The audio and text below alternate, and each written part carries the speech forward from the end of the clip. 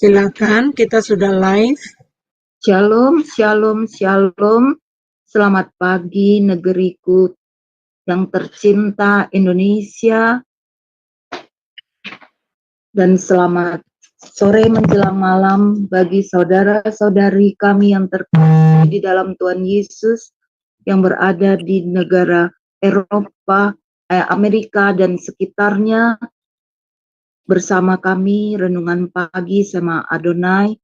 Pagi ini tanggal 30 Agustus 2023 dengan pembacaan Wahyu pasal 19. Mari kita sebelumnya mendengarkan pujian oleh saudari kita yang terkasih. Yesus, Kau telah memulai segala yang baik dalamku. Engkau menjadikanku serupa gambaran-Mu dan berharga di mata-Mu.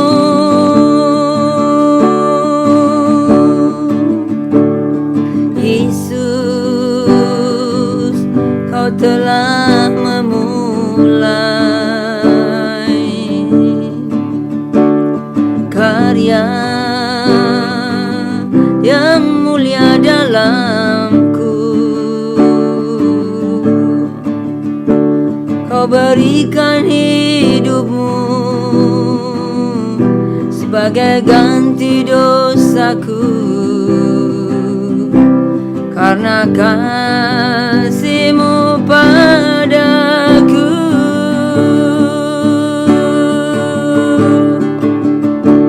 sekarang ku memuji-Mu, Allah yang setia, yang tak pernah meninggalkan perbuatan tangan-Mu.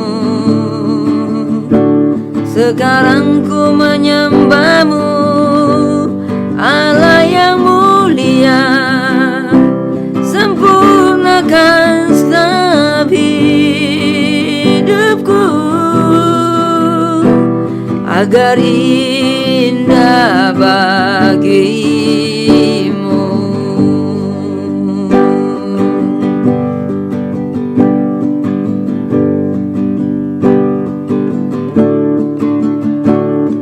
Yesus,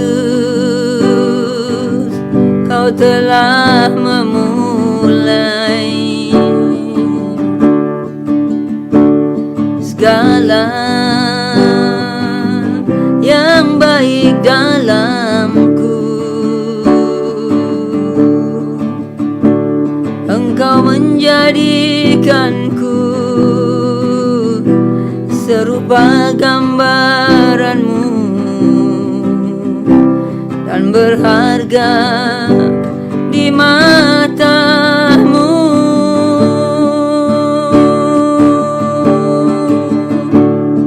Yesus, Kau telah memulai karya yang mulia dalamku. Kau berikan hidup-Mu sebagai ganti dosaku. Karena kasih-Mu padaku,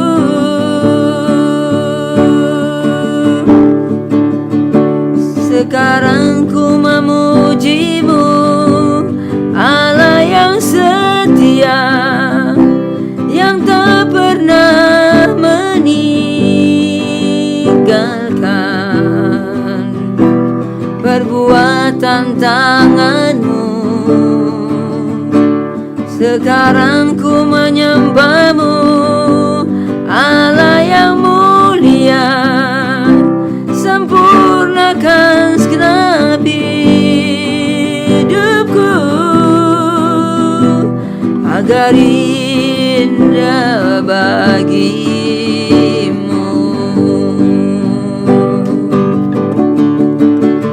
Sekarang ku memujimu, Allah yang setia, yang tak pernah meninggalkan perbuatan tanganmu. Sekarang ku menyembahmu, Allah yang mulia, sempurnakan segenap hidupku agar indah bagimu.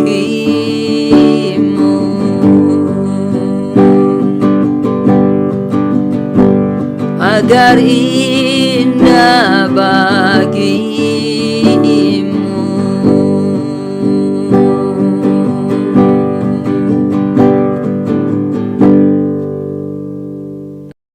Tuhan itu begitu ajaib bagi kita.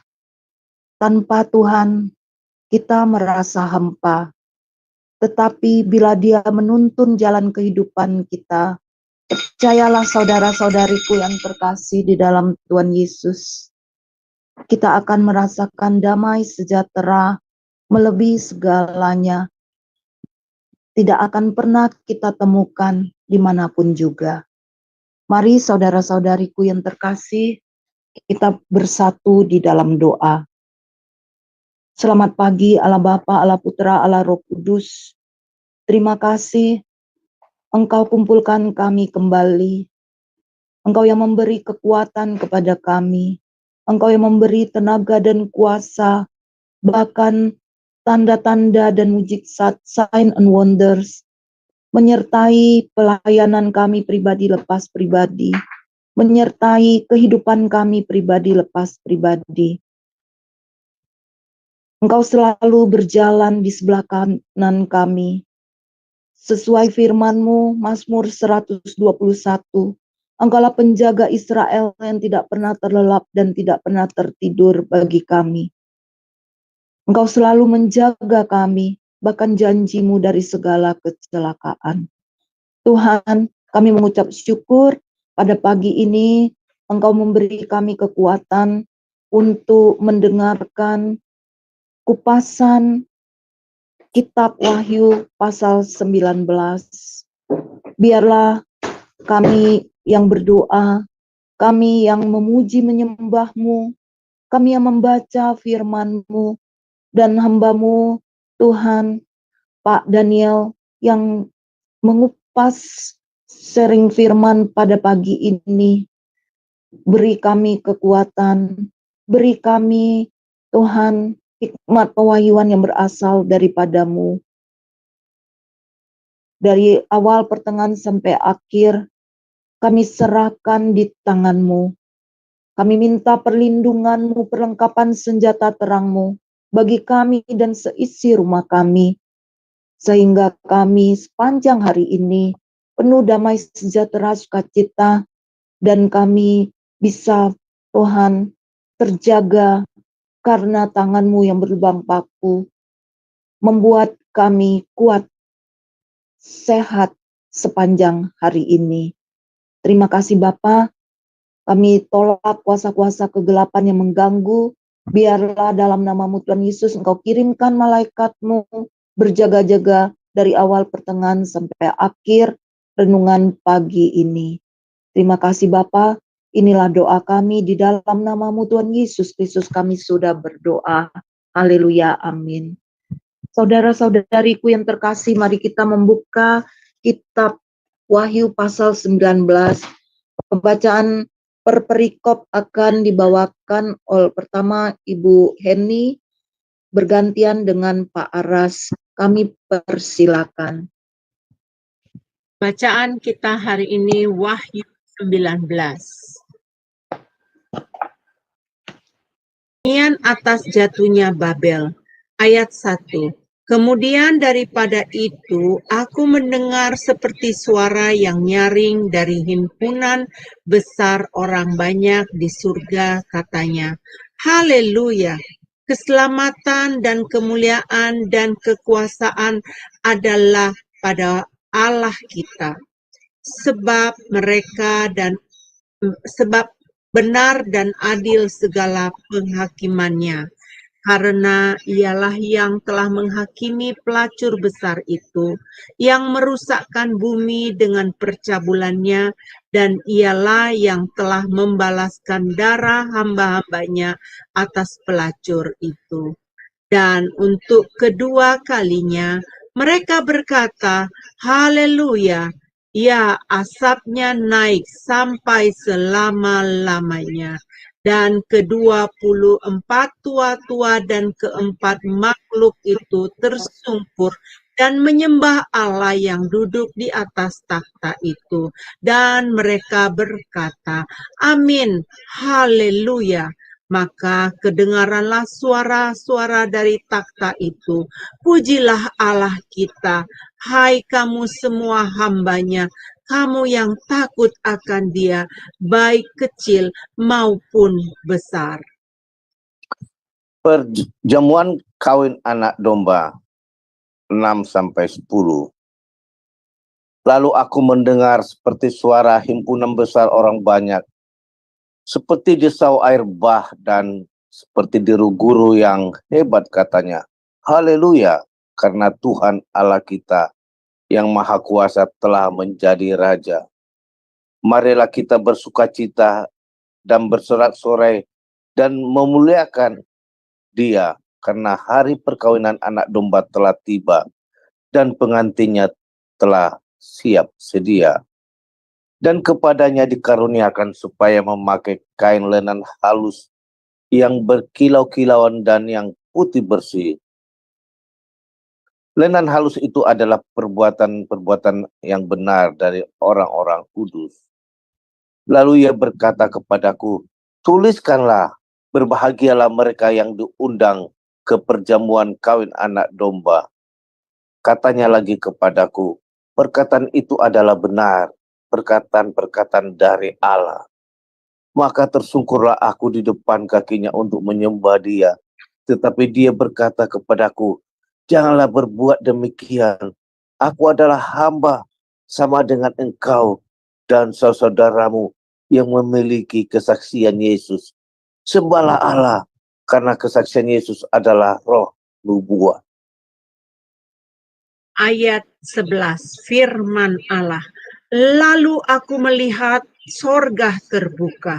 Sesungguhnya ada seekor kuda putih dan ia yang menungganginya bernama yang setia dan yang benar.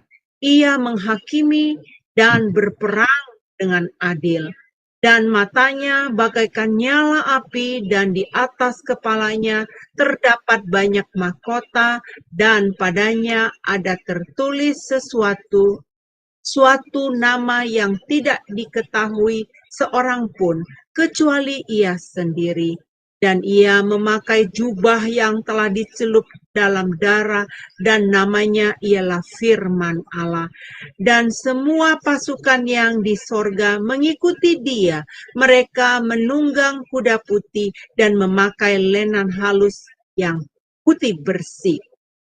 Dan dari mulutnya keluarlah sebilah pedang tajam yang akan memukul segala bangsa, dan ia akan mengembalakan mereka dengan gada besi, dan ia akan memeras anggur dalam kilangan anggur, yaitu kegeraman murka Allah yang Maha Kuasa. 16-21.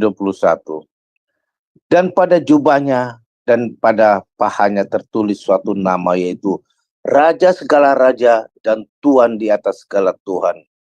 Binatang serta nabinya dikalahkan.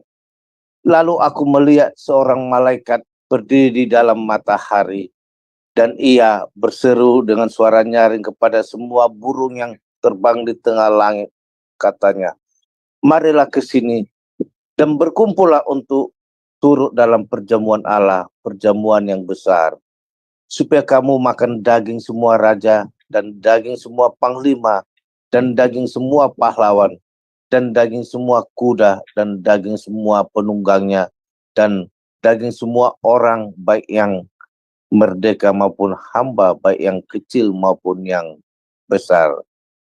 Dan aku melihat binatang itu dan raja-raja di bumi serta tentara-tentara mereka telah berkumpul untuk melakukan peperangan melawan penunggang kuda itu dan tentaranya.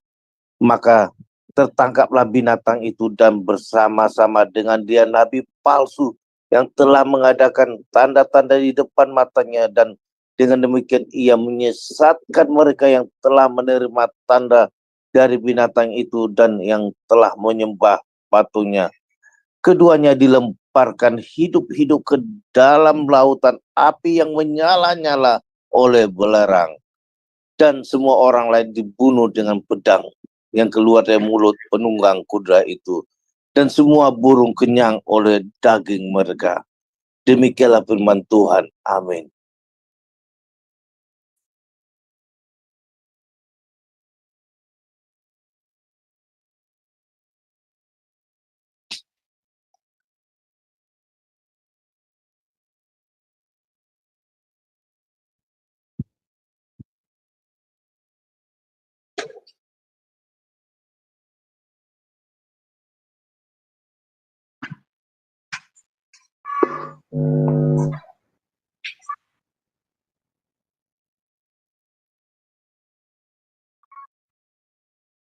Bu Hana,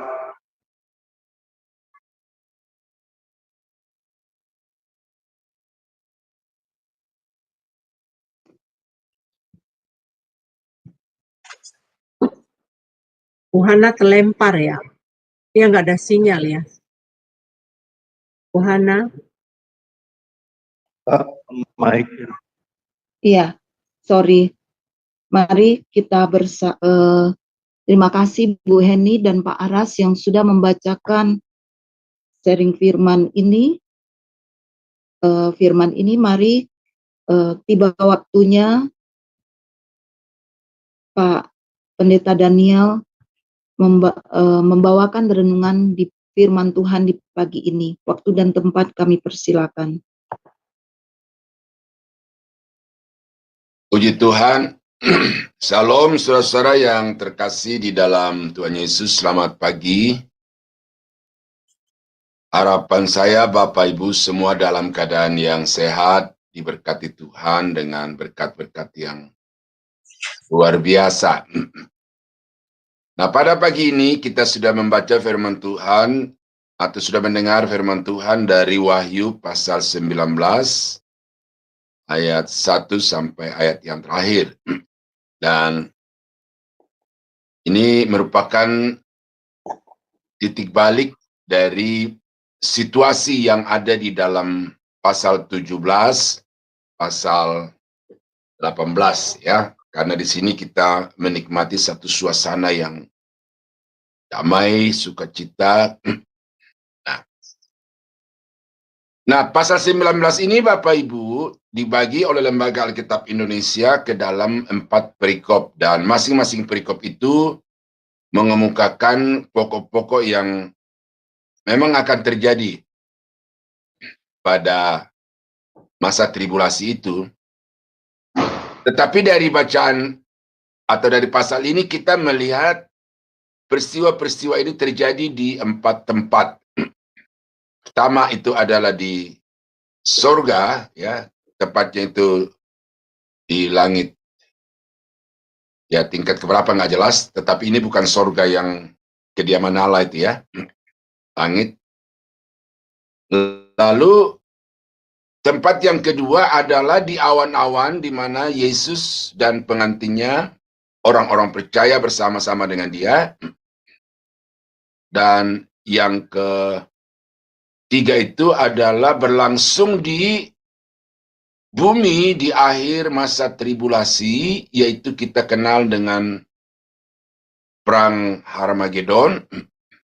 Dan juga nanti sekilas atau ada cuplikan-cuplikan yang memperlihatkan kita tentang kejadian yang akan terjadi di akhir kerajaan 1000 tahun. Nah, jadi itu kurang lebih gambaran-gambaran tempat terjadinya peristiwa-peristiwa ini.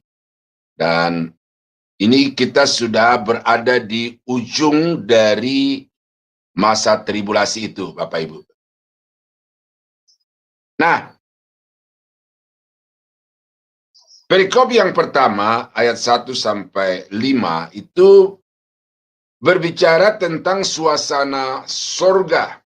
Ya, suatu reaksi penghuni sorga terhadap apa yang telah terjadi di atas muka bumi, khususnya pasal 17 dan pasal 18. Ya. Kemudian daripada itu aku mendengar seperti suara yang nyaring dari himpunan besar orang banyak di sorga. Katanya, haleluya, keselamatan dan kemuliaan dan kuasa adalah pada Allah kita. Sebab benar dan adil segala penghakimannya, karena ia telah menghakimi pelacur besar itu yang merusakkan bumi dengan percabulannya, dan ialah yang telah membalaskan darah hamba-hambanya atas pelacur itu. Nah, jadi penghuni surga itu menggemakan sebuah kidung paduan suara yang tidak dapat dilukiskan indahnya, merdunya, sehingga Yohanes di sini hanya mengatakan seperti. Jadi betapa gemuruhnya kerajaan surga dengan nyanyian-nyanyian para malaikat dan orang-orang yang telah diselamatkan itu, sehingga tidak dapat diungkapkan dengan kata-kata, maka hanya dilukiskan dengan perbandingan-perbandingan. Ya, haleluya, keselamatan dan kemuliaan dan kekuasaan adalah pada Allah kita. Jadi malaikat-malaikat dan penghuni surga yang lain ini mempersembahkan segala kemuliaan kepada Allah, karena memang telah terbukti bahwa tidak ada satu kekuatan, tidak ada satu pribadi di atas muka bumi ini yang dapat menandingi kemuliaan dan keagungan dari Allah yang duduk di atas takhta yang suci itu. Itu yang pertama. Jadi pujian itu, saudara-saudara, harus dilandaskan kepada kemuliaan dan keagungan Allah. Ya, saya tidak terlalu banyak mengikuti lagu-lagu rohani di dunia ini sekarang ini, tetapi ada beberapa lagu yang saya lihat itu fokus kepada diri sendiri. Ya, fokus kepada diri sendiri. Dan ini lagu-lagu yang disukai orang karena lagu-lagu, kalau lagu pop itu disebut sebagai lagu-lagu yang sentimental, ya, emosional. Dan banyak juga lagu-lagu rohani seperti itu yang menjadikan Tuhan itu sebagai pelaksana keinginan dari komposer, bahkan juga penyanyi lagu-lagu itu. Tetapi kita melihat di sini ada sesuatu yang berbeda dengan kidung yang dipersembahkan oleh malaikat-malaikat itu, yaitu tidak lagi fokus kepada pribadi-pribadi dari penyanyi itu, tetapi lagu-lagu itu fokus kepada Tuhan. Haleluya, pujilah Tuhan, ya. Selamatan dan kemuliaan, kuasa dan adalah pada Allah kita. Ya, jadi jangan jadi penyanyi, jangan jadi pendoa yang berpusat kepada diri sendiri, tetapi berpusat kepada Tuhan. Ya, ada ibu yang mengatakan di Hong Kong yang dibacakan itu bukan doa Bapa kami, tetapi doa Yabes. Nah, kenapa doa Yabes ini begitu populer beberapa tahun terakhir ini? Karena teologi kemakmuran itu berkembang dan doa Yabes itu doa yang berpusat kepada diri sendiri. Ya, tidak salah, tetapi dibandingkan dengan doa-doa lain dalam Alkitab, ya, doa Yabes ini doa yang menyenangkan diri sendiri. Nah, yang kedua, alasan kenapa pujian itu dinyanyikan, dinaikkan kepada Tuhan adalah sebab pengadilannya itu adil dan benar. Tidak memihak kiri kanan atau bukan berdasarkan like and dislike, tetapi pengadilannya itu, penghukumannya itu didasarkan kepada keadilan dan kebenaran. Orang-orang pengikut-pengikut antikris dihakimi berdasarkan dengan perbuatan-perbuatan yang jahat. Orang-orang kudus pada masa tribulasi diizinkan untuk mengalami aniaya karena memang pantas mereka untuk mengalami itu. Karena pada masa anugerah mereka berkeras hati, bahkan menolak Yesus sebagai Tuhan dan Juru Selamat. Gereja tidak diizinkan untuk mengalami itu. Oleh karena pada zaman anugerah, gereja dengan suka hati menerima Yesus sebagai Tuhan dan Juru Selamat secara pribadi. Jadi itulah yang disebut di sini adil dan benar penghakimanmu, ya Allah. Alasan yang kedua pujian itu ialah karena pelacur besar di atas muka bumi ini, yaitu kota Roma, yang merupakan pusat pemerintahan dari antikris untuk mempengaruhi seluruh dunia, itu telah di bumi hanguskan, telah diratakan oleh tanah, oleh Tuhan yang penguasa atas segala yang berkuasa itu. Itu alasan yang kedua. Dan alasan yang ketiga adalah karena Tuhan telah menunjukkan pembelaannya kepada hamba-hambanya, baik nabi-nabi, rasul-rasul, maupun orang-orang kudusnya, yaitu dia telah membalaskan darah atau aniaya yang hamba-hambanya alami itu kepada pelacur kota Roma, kota besar itu, dengan adil dan benar. Nah, jadi itu merupakan alasan-alasan pujian itu dinyanyikan oleh para malaikat, orang-orang kudus, dan tua-tua Israel yang ada di dalam kerajaan surga. Dan untuk kedua kalinya mereka berkata haleluya. Ya, asapnya naik sampai selama-lamanya. Asapnya naik sampai selama-lamanya. Artinya penghukuman terhadap kota besar pelacur yang najis itu tidak bisa lagi dirubah, tidak bisa lagi dibatalkan, karena penghakiman itu sudah adil, sudah benar, dan karena itu penghakiman itu akan berlangsung sampai selama-lamanya. Artinya juga akan menembus masuk ke dalam neraka yang kekal selama-lamanya. Dan ini saudara-saudara bukan merupakan satu yang baru, ya, yang baru diucapkan oleh Rasul Yohanes, tetapi ini juga sudah dinubuatkan oleh Nabi Yesaya. Ya. Di dalam Yesaya pasal 34 ayat yang ke-10 dikatakan, siang dan malam negeri itu tidak akan padam-padam. Asapnya naik untuk selama-lamanya. Negeri itu akan menjadi reruntuhan turun-temurun.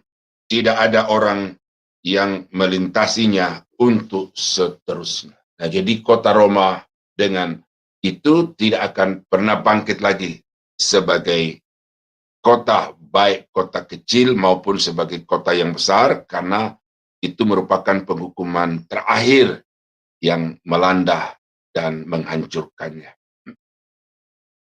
Dan ke-24 tua-tua dan keempat makhluk itu tersungkur dan menyembah Allah yang duduk di atas takhta itu, dan mereka berkata, amin.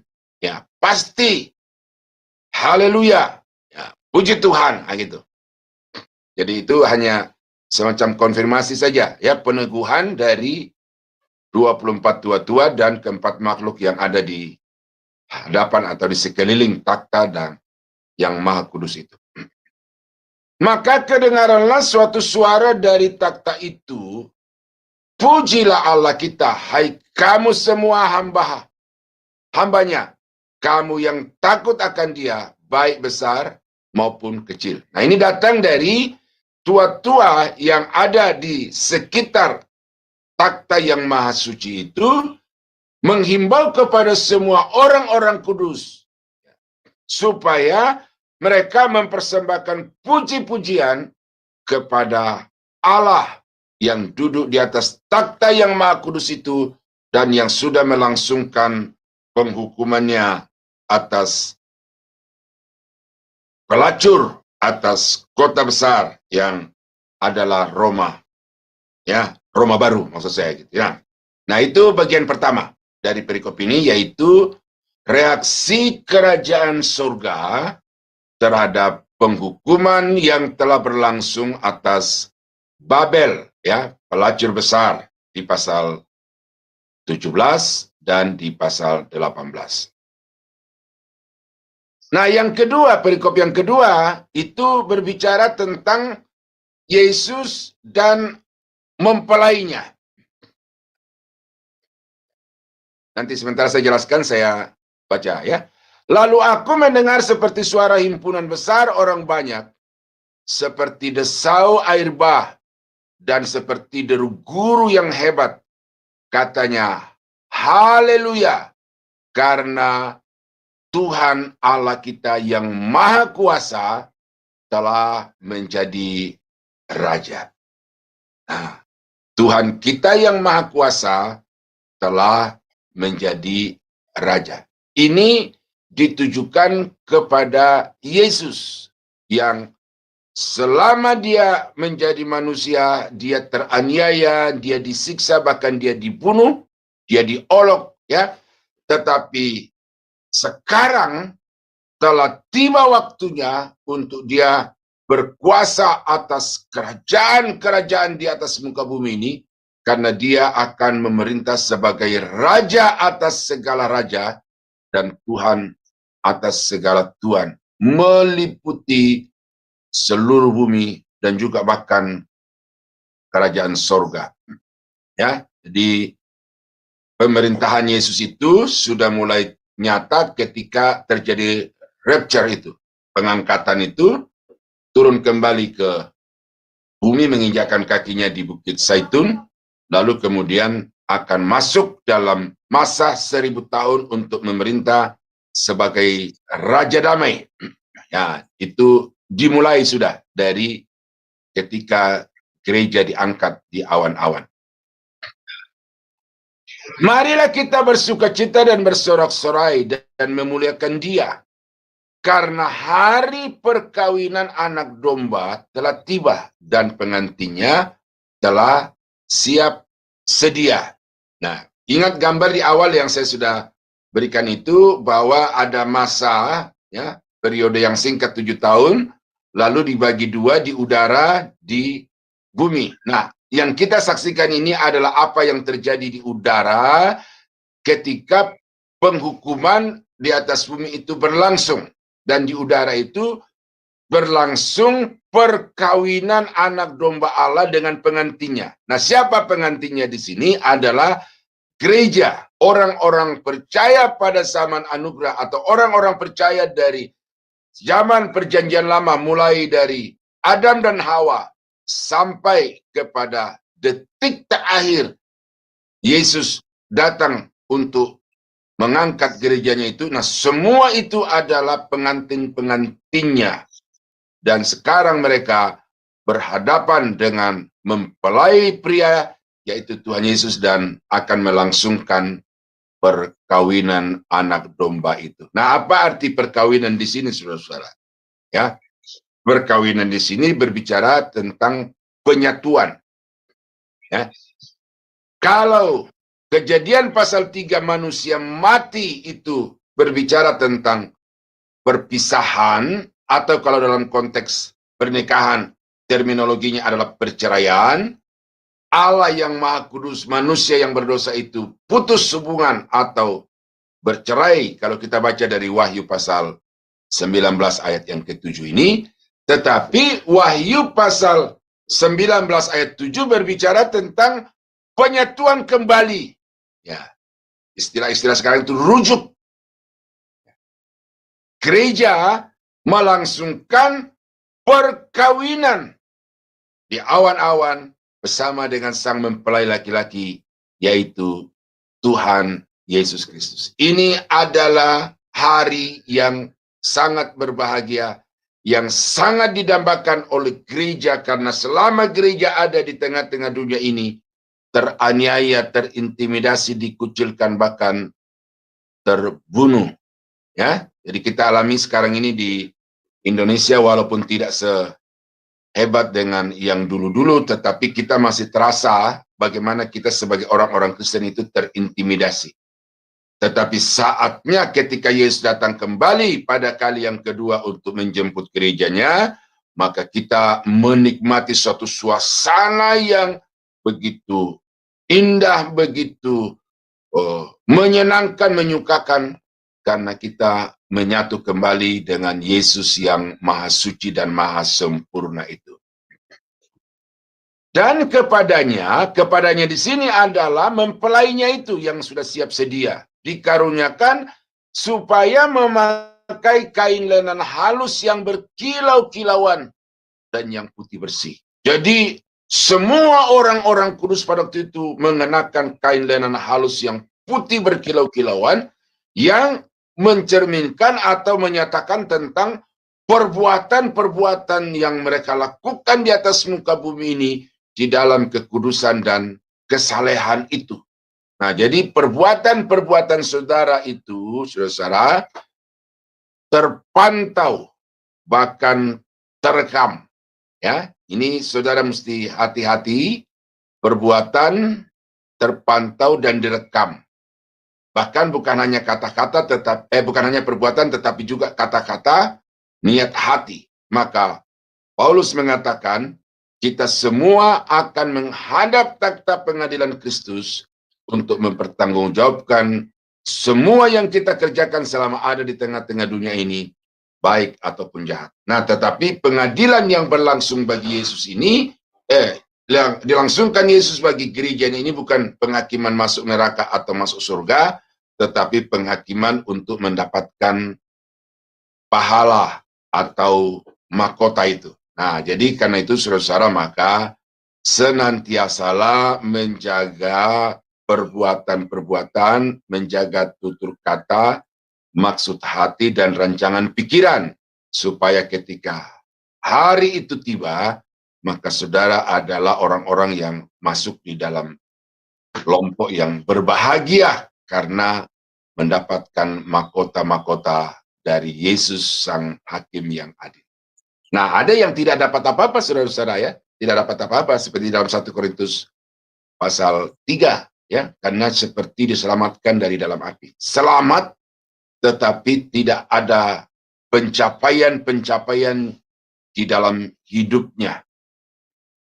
Nah, lalu ia berkata kepadaku, tuliskanlah.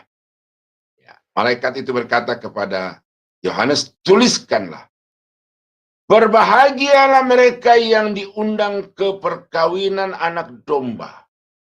Katanya lagi kepadaku, perkataan ini adalah benar, perkataan-perkataan dari Allah. Tuliskanlah, berbahagialah mereka yang diundang ke perkawinan anak domba Allah. Ini satu kebahagiaan yang sejati. Ya. Kalau kita mundur kembali kepada kejadian Wahyu pasal 3, kita melihat di situ ada satu jemaat yang segala sesuatu yang mereka inginkan atau fasilitas duniawi ini mereka miliki, mereka punyai. Tidak ada yang kurang dari mereka itu. Tetapi itu bukanlah kebahagiaan yang sejati, kebahagiaan yang semu. Karena diberikan atau diperoleh dari sesuatu yang bersifat sementara, yaitu hal-hal yang bersifat duniawi. Nah, tetapi kebahagiaan yang sejati adalah kebahagiaan orang-orang yang menjadi kepunyaan Allah, yang menghadap kepada Yesus di awan-awan, yang diundang masuk ke dalam perkawinan anak domba Allah. Itulah perkawinan kebahagiaan yang tiada taranya dibandingkan dengan apapun di atas muka bumi. Nah, tetapi sekaligus ini, saudara-saudara, merupakan juga satu ketentuan, ya, merupakan ketentuan bahwa orang-orang yang diundang ke perkawinan anak domba itu adalah orang-orang yang memenuhi kriteria-kriteria yang sudah ditetapkan oleh Tuhan. Salah satunya di dalam kitab Wahyu adalah barang siapa menang. Kepada ketujuh jemaat itu dikatakan barang siapa menang. Jadi ini adalah orang-orang yang selama hidupnya telah memenangkan pertempuran kehidupan. Bukan saja dengan hal-hal yang bersifat eksternal dari orang itu, tetapi juga hal-hal yang internal, hawa nafsu, kedagingan, keinginan-keinginan duniawi itu berhasil ditaklukkan, dan sekarang dia tampil sebagai orang yang menang, dan karena itu maka kepadanya diundang layak untuk masuk ke dalam pesta perkawinan anak domba Allah. Ya, ada perumpamaan Tuhan Yesus di dalam Injil Matius, kalau tidak salah Matius pasal 21 atau pasal 22, ada tuan yang hendak melaksanakan perkawinan, lalu dia sebarkan undangan, tetapi orang-orang yang diundang itu tidak datang.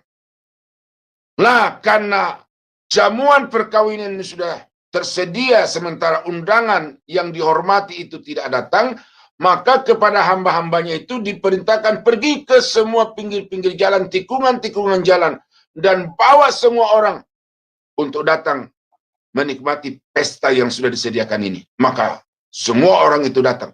Tetapi setelah masuk, ditemukan ada seorang yang datang ke pesta itu dengan pakaian yang compang-camping, yang tidak mengenakan pakaian yang pantas sesuai dengan acara itu.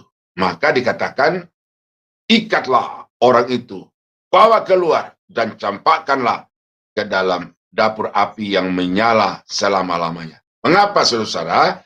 Ini memberikan kepada kita satu pengajaran bahwa kita itu tidak cukup percaya, ya, ini ya, kalau penginjilan saya katakan percaya Yesus selamat, tetapi sebagai seorang gembala, sebagai seorang guru, dan ini memang kata Alkitab, bahwa iman yang benar itu harus terekspresi di dalam perbuatan-perbuatan yang benar. Karena iman tanpa perbuatan, kata Yakobus, adalah iman yang mati. Nah, itu diberikan satu contoh konkretnya ketika orang-orang gelandangan yang ada di pinggir-pinggir jalan itu diundang masuk ke dalam pesta perkawinan oleh tuan yang menyelenggarakannya itu, tetapi karena tidak mengenakan pakaian yang sesuai, maka dia dikenakan hukuman yang setimpal dengan perilakunya itu. Nah, ini sekali lagi mengingatkan kepada saudara dan saya bahwa iman harus nyata di dalam perbuatan-perbuatan baik.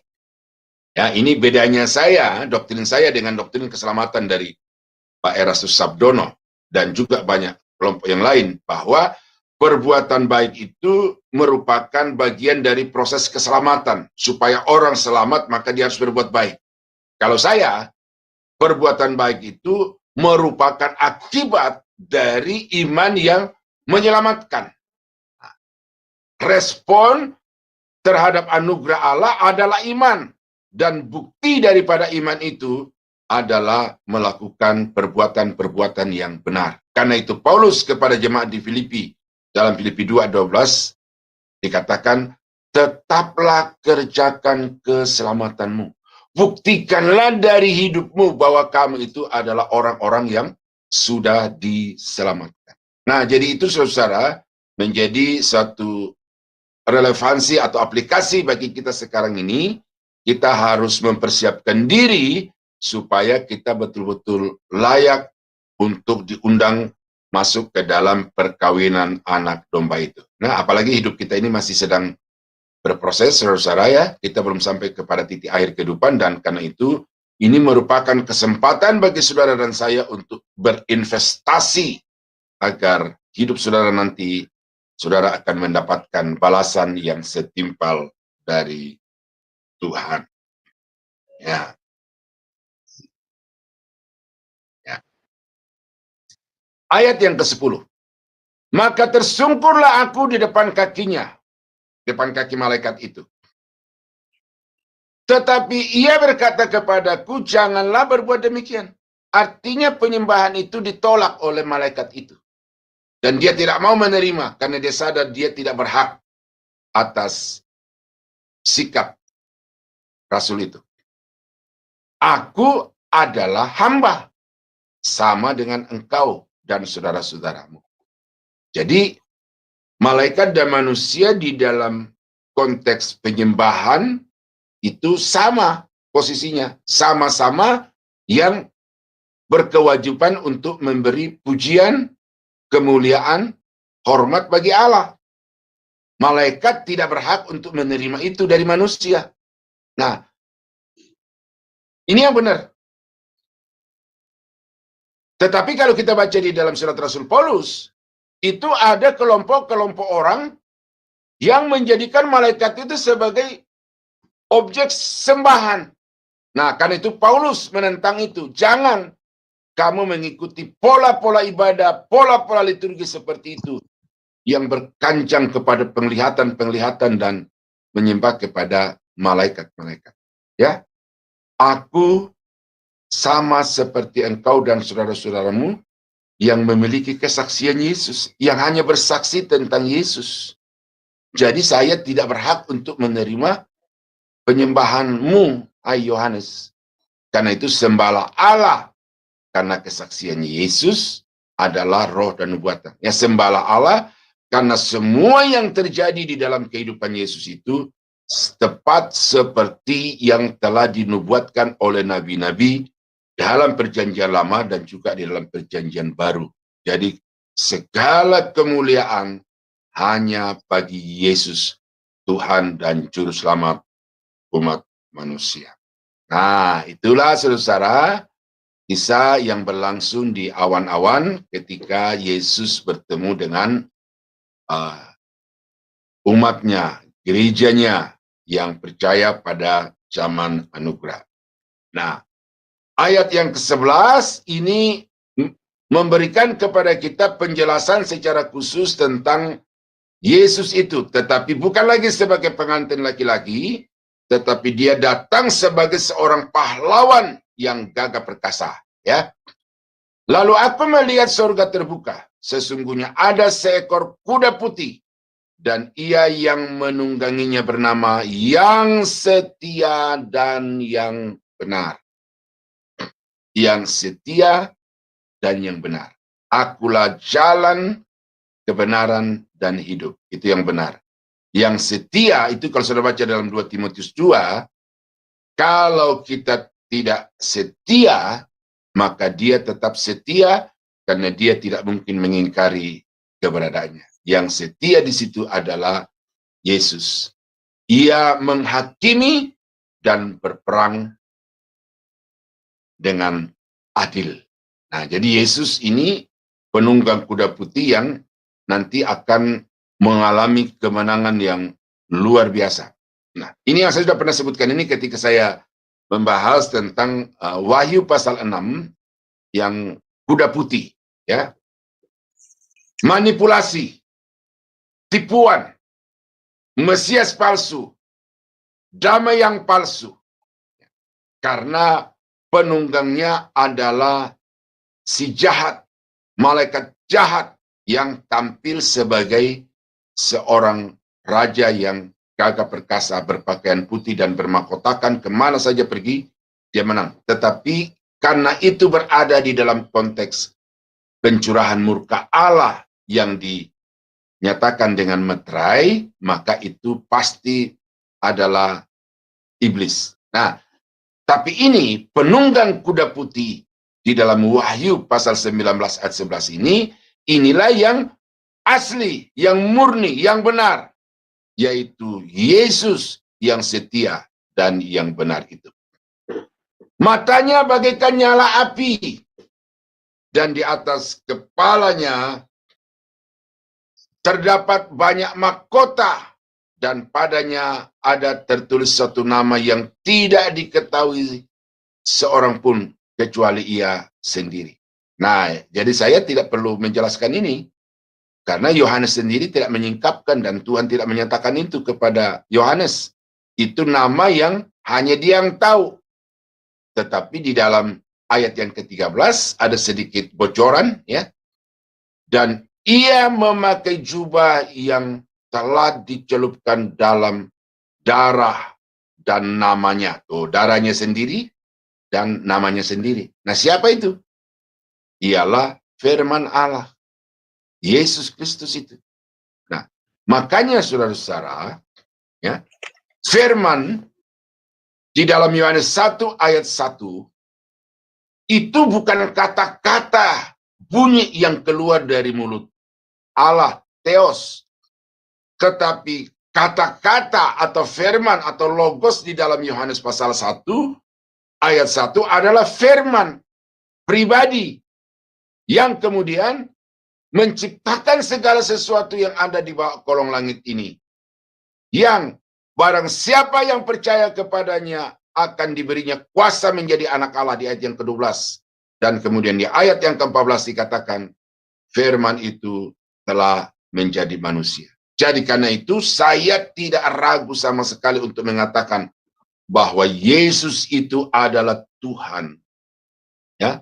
Bahkan nanti saya akan singkapkan di dalam doktrin Kristologi, ya, di setiap hari Jumat itu, bahwa Yesus adalah Yahweh. Ya. Jadi ini, ya, kenapa saya tegaskan ini kepada Bapak Ibu, supaya penyesatan yang sudah berhembus begitu kencang di udara di media sosial itu, dengan ini saya tangkis bahwa Yesus itu adalah Allah. Yesus itu adalah Yahweh. Yesus itu adalah juru selamat. Yesus itu adalah gembala baik. Yesus itu adalah terang dunia.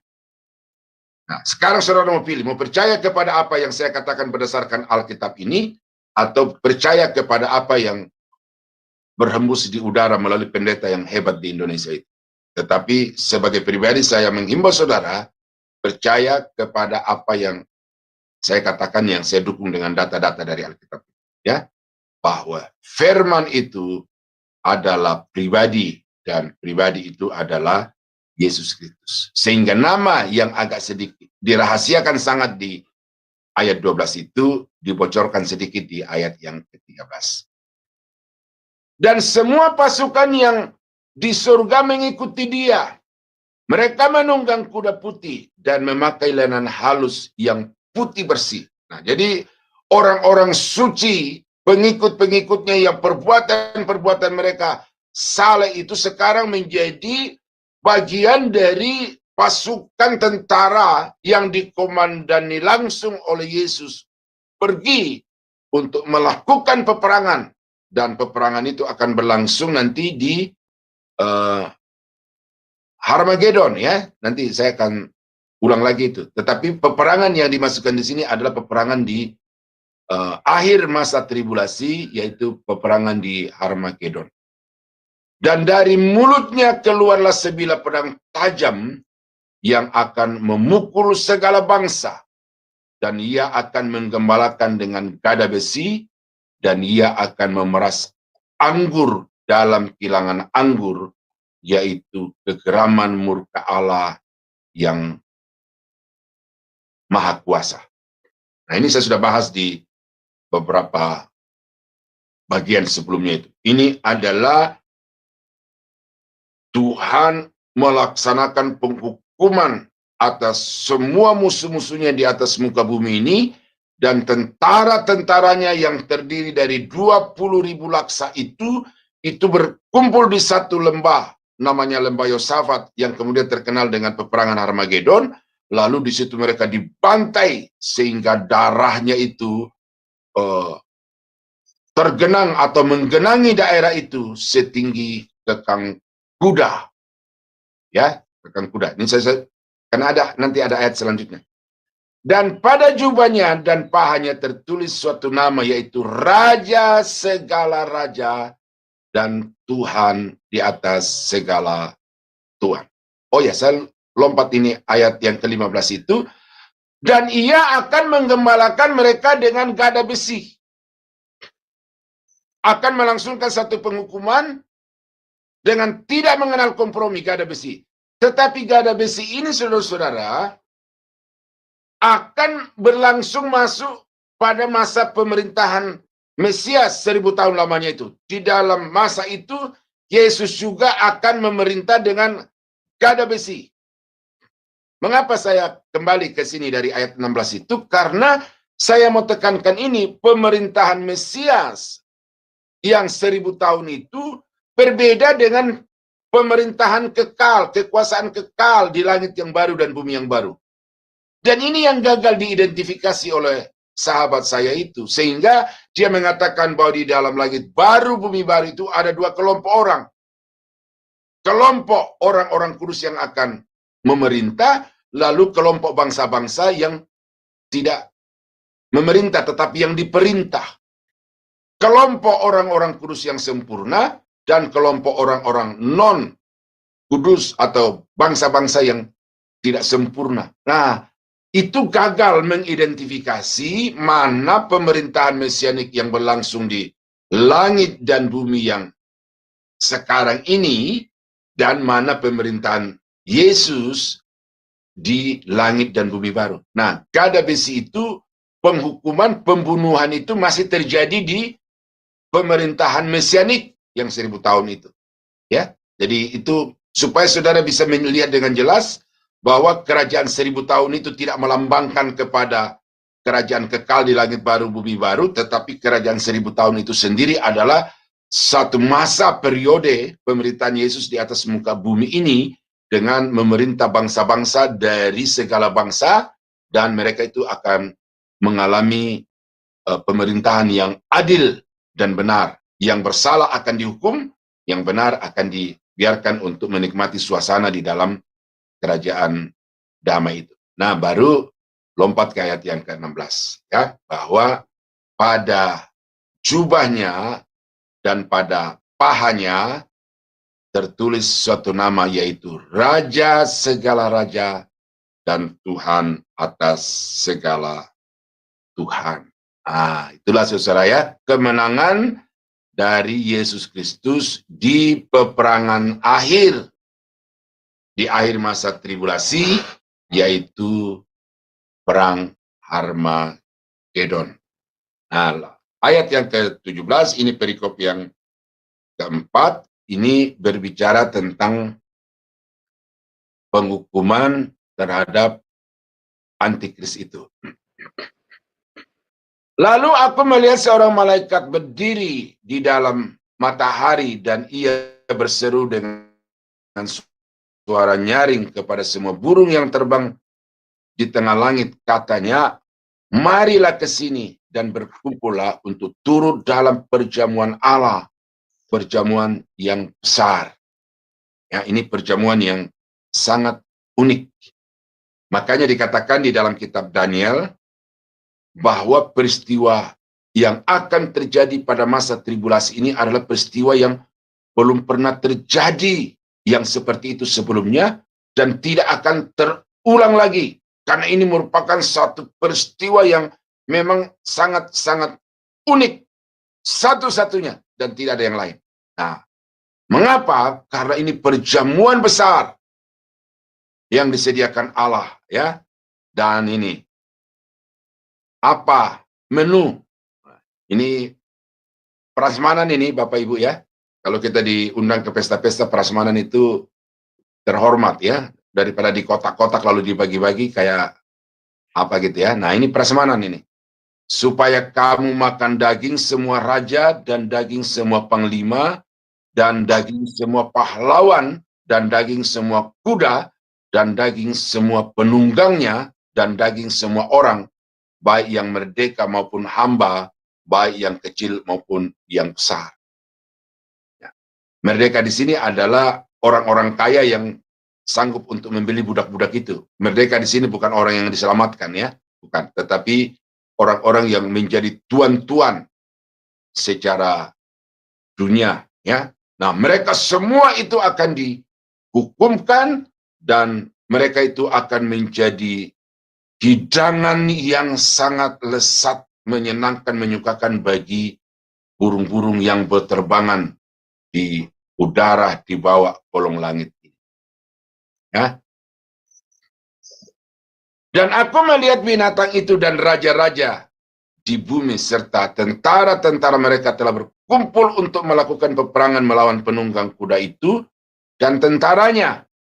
Maka tertangkaplah binatang itu dan bersama-sama dengan dia nabi-nabi palsu yang telah mengadakan tanda-tanda di depan matanya, dan dengan demikian ia menyesatkan mereka yang telah menerima tanda dari binatang itu dan yang telah menyembah patungnya. Keduanya dilemparkan hidup-hidup ke dalam lautan api yang menyala-nyala oleh belerang. Nah, ini kita sudah masuk di akhir dari kerajaan 1000 tahun itu. Karena kalau di awal kerajaan 1000 tahun, binatang itu ya naga merah, si ular tua itu dimasukkan ke dalam satu jurang yang tidak beralas. Di akhir dari masa 1000 tahun itu dia akan dilepaskan, dia akan menyesatkan bangsa-bangsa lagi, baru berperang melawan anak domba lagi. Ya, dia si naga ini, bukan si naga ya, naga ini, naga merah, si ular tua ini, itu akan mempengaruhi bangsa-bangsa yang kemudian disebut sebagai Gog dan Magog, lalu berperang. Nah, di situ baru dia ditangkap, lalu dicampakkan ke dalam lautan api. Nah, jadi ini saudara-saudara mesti lihat itu. Ini yang namanya penafsiran secara kronometris. Jadi kita harus betul-betul mengidentifikasi setiap peristiwa itu dan tempat atau waktu kejadiannya itu secara pas, supaya jangan sampai kita salah memahami dan akhirnya salah mempraktekkan di dalam kehidupan. Dan ini yang membuat banyak penafsir-penafsir kitab Wahyu itu salah, kemudian menerapkannya secara salah di dalam kehidupan jemaat, oleh karena para penafsir-penafsir kitab Wahyu itu sendiri belum mengidentifikasi setiap bagian dalam Alkitab itu berdasarkan waktu dan tempat kejadiannya di atas muka bumi, di udara, ataupun juga di neraka. Nah, di sini saya sudah sampaikan, saudara, bahwa ini terjadi di akhir dari kerajaan 1000 tahun, karena api yang menyala selama-lamanya itu tidak di awal kerajaan 1000 tahun, tetapi di akhir kerajaan 1000 tahun. Ya. Dan semua orang lain dibunuh dengan pedang yang keluar dari mulut penunggang kuda itu. Dan semua burung kenyang oleh daging-daging mereka. Saudara-saudara ya, suatu pemandangan yang mungkin kalau ini terjadi di depan mata saudara, saya yakin saudara akan menutup mata, mungkin saudara akan mual melihatnya, oleh karena ini sesuatu yang tidak lazim, tetapi terjadi karena ada manusia menjadi mangsa dari burung-burung di udara. Dan ini bukan cerita yang dongeng atau mitos, saudara. Ini peristiwa yang akan terjadi di akhir dari masa tribulasi. Karena itu maka sekali lagi saya tekankan, prinsip penafsiran kitab Wahyu secara benar adalah prinsip penafsiran literal, historis, futuristik. Memang di dalamnya ada ungkapan-ungkapan, tetapi Wahyu sendiri menjelaskan apa makna dari ungkapan-ungkapan itu. Nah, jadi saudara, kita melihat di sini bagaimana keadaan akhir dari orang-orang percaya, baik sebelum masa tribulasi atau pada masa tribulasi, itu mereka akan menikmati kebahagiaan yang tiada tara. Kita juga menyaksikan keadaan akhir dari tentara-tentara antikris yang dengan sepenuh hati, dengan sekuat tenaga, membaktikan diri kepada antikris untuk melawan orang-orang kudus dan anak domba Allah, kemudian mereka sendiri pada akhirnya akan terbunuh oleh Yesus dengan pedang yang keluar dari mulutnya. Nah, jadi dengan peristiwa ini, saudara, saya harapkan sekali lagi untuk saudara hidup dengan ucapan syukur. Saudara tidak masuk di dalam situasi itu. Saudara hidup dengan ucapan syukur oleh karena saudara pada akhirnya mengalami satu perlakuan yang luar biasa istimewa dari Tuhan yang kita sembah, yang kita layani, yang kita iring sekarang ini. Ini juga memberikan kepada saudara dan saya suatu peringatan bahwa selama kita ada di tengah-tengah dunia ini, hidup di dalam hidup ini, maka kita harus berjuang untuk mengalahkan semua musuh di dalam dan di luar diri kita, dan kita juga harus berjuang untuk melakukan perbuatan-perbuatan yang benar, yang berkenan kepada Allah, karena setiap poin, setiap item dari perbuatan-perbuatan kita itu akan mendapat balasan dari Tuhan, Hakim yang adil, yang akan memberikan mahkota pahala kepada saudara dan saya sesuai dengan kadar, kualitas, dan kuantitas perbuatan saudara. Tuhan Yesus memberkati. Kiranya dengan ini kitab Wahyu pasal 19 menjadi jelas bagi Bapak Ibu. Mari kita tunduk kepala, kita berdoa. Bapa di surga, terima kasih. Kami sudah mendapatkan satu gambaran yang jelas dari Wahyu pasal 19. Mungkin bagi banyak orang itu masih merupakan misteri, tetapi bagi kami hari ini sudah menjadi sesuatu yang terang benderang, karena Tuhan sudah menyingkapkannya kepada kami. Kami berterima kasih untuk kemenangan akhir yang akan kami alami. Dan kami berterima kasih untuk kami dihimbau kembali, supaya selama kami hidup di tengah-tengah dunia ini, kami harus berjuang untuk mencapai prestasi kehidupan rohani yang tertinggi, yaitu melakukan perbuatan-perbuatan yang terbaik di hadapan Tuhan. Kami berdoa mengucap amin. Saudara-saudara yang kekasih, kiranya anugerah dari Allah Bapa di dalam sorga, damai sejahtera dari Tuhan kita Yesus Kristus, serta persekutuan kuat kuasa Roh Kudus, kiranya menyertai kita sekalian dari sekarang sampai selama-lamanya. Dalam nama Yesus, kami akhiri renungan pagi Sema Adonai hari ini. Haleluya. Amin.